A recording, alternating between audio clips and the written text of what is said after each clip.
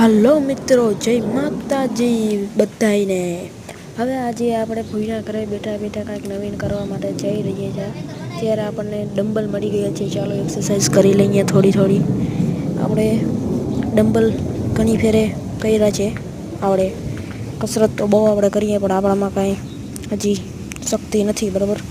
આપણે જો તમને દેખાડું કેવી રીતના ડન આપણે કરી શકીએ, આવી રીતના આપણે બોડી બનાવી શકીએ આનાથી।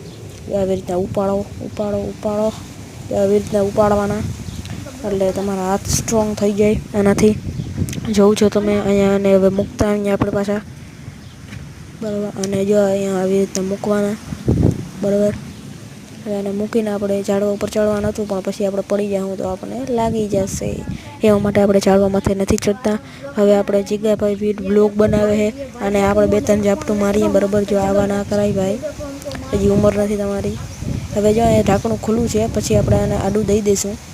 હવે આપણે તમને એક વાત કહેવાની છે, તમે જો નવા છો તો લાઈક, શેર અને સબસ્ક્રાઈબ કરી દેજો। Bye bye.